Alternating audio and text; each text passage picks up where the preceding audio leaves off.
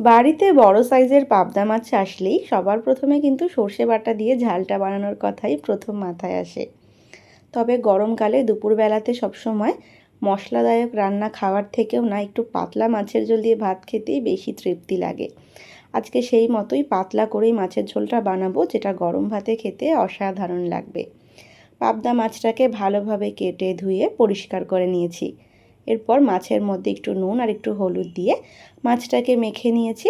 পাবদা মাছ তেলে দেওয়া মাত্রই কিন্তু ভীষণভাবে ফাটে, সেই জন্য একটু সরষের তেল মাখিয়ে নিচ্ছি।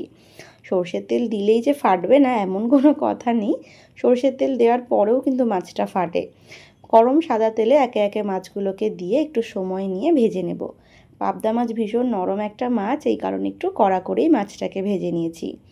এরপর মাছটা ভাজা হয়ে গেলে ওই মাছ ভাজা তেলেই অল্প একটু কালো জিরে দিলাম। কালো জিরেটাকে নেড়ে চেড়ে একটু কোচানো পেঁয়াজ দিয়েছি। তারপর কয়েক টুকরো আলু দিয়ে পেঁয়াজ ও আলুটাকে একসঙ্গে একটু লালচে করে ভেজে নিয়েছি।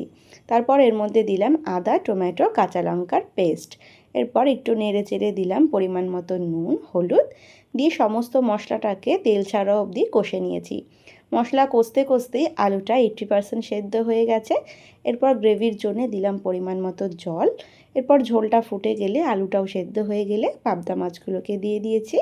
ওপর থেকে একটু কোচানো ধনেপাতা, চেরা কাঁচা লঙ্কা এবং একটু চিনি দিয়ে ভালোভাবে ফুটিয়ে নিলেই পাবদা মাছ তৈরি।